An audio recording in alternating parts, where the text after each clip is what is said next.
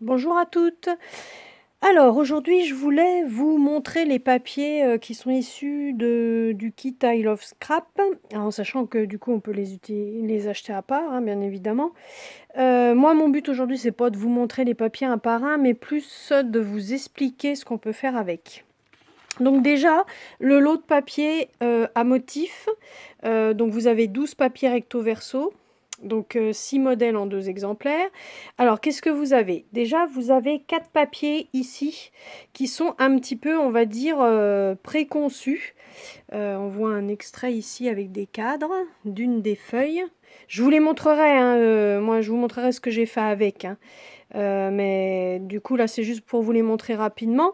Donc, en fait, je vous disais, vous avez 4 papiers préconçus, donc c'est très pratique pour gagner du temps quand on est expert en scrap et qu'on veut vraiment plus passer du temps et s'éclater avec justement à faire nos décos, etc. Et puis, pour les débutantes, c'est bien parce que ça aide aussi, puisque les mises en page sont déjà un peu faites, ça facilite la vie. Après, vous avez 2 papiers avec des petits motifs qui peuvent être découpés, donc je vais vous les montrer.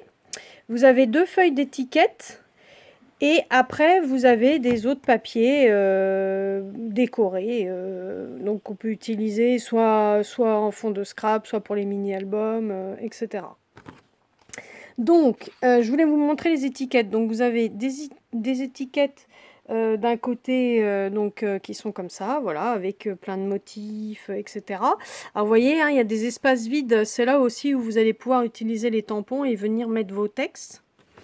Et puis de l'autre côté, on a des étiquettes qui sont encore plus vides, donc qui peuvent être vraiment utilisées partout. Alors soit vous pouvez les mettre dans vos classeurs Project Life, ou soit faire des petits cadeaux, des petites cartes, des décos sur vos pages, etc.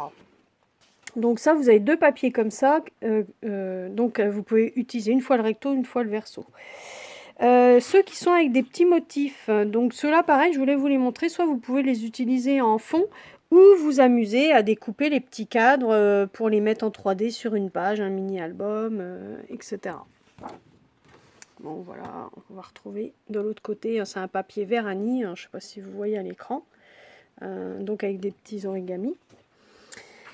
Donc voici 2 papiers à motifs avec des gros motifs qui peuvent être facilement découpables et mis en décoration comme c'était des chipboards sur vos pages.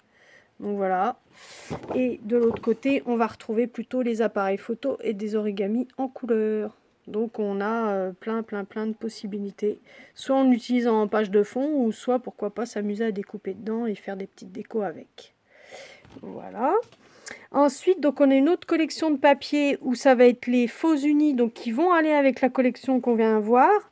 Donc vous allez retrouver des papiers à motifs, enfin vraiment très délicats, pas très présents, on va dire. C'est vraiment du faux uni où on va retrouver par exemple ici des textes, ou alors des textures, des matières, le tissu, le bois, etc. Et on a quelques papiers où vous avez quelques petits motifs. Donc voilà. Et surtout cela, je vais vous en parler après. Donc voilà un exemple, hein, une feuille faux unie avec, vous voyez, une espèce de matière tissu avec comme s'il y avait des textes incrustés dedans. Voilà, avec des petites taches aussi. Donc ça s'utilise partout. Les couleurs sont bien sûr coordonnées à la collection. Et puis on a aussi des petits motifs un petit peu plus présents qui permettent aussi de faire des fonds sympas, voilà, avec des petits pois, des couleurs, etc. Donc voilà, donc même chose, hein, on va voir, je ne sais pas si vous allez voir à l'écran, c'est un petit peu texturé. Et puis de l'autre côté les cœurs, voilà, c'est des thèmes qui s'utilisent partout en plus. Donc voilà, je vous mets juste quelques exemples comme ça que vous puissiez voir, hein. Voilà, donc là on va trouver une espèce de texture, enfin comme si c'était du carton ondulé, ça c'est marrant. Donc voilà, je vous montre que quelques pages, hein, pas tout, hein. Moi ce que je voulais vous parler surtout, c'était ces fameux papiers là.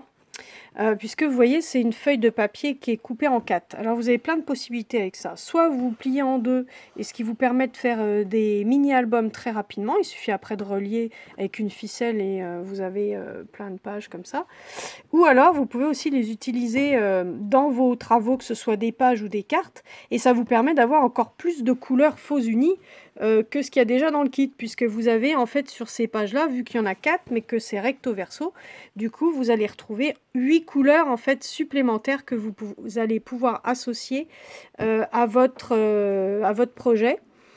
Alors, l'avantage aussi de ces petits papiers-là, c'est que ça peut aussi vous permettre de faire des petits tamponnages avec, notamment, par exemple, je pense aux pinces ou aux petits appareils photo. Vous venez tamponner dessus et vous découpez.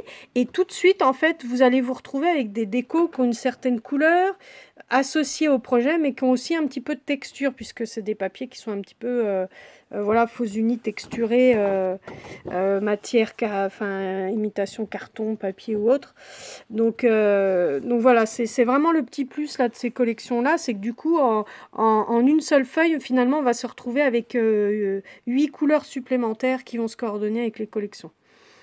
Voilà, et ben c'est tout ce que je voulais vous dire sur ces produits-là au niveau des papiers. Mais bien sûr, je vous montrerai vraiment des petites idées de création. Voilà, c'était déjà pour vous présenter et on verra les créations après.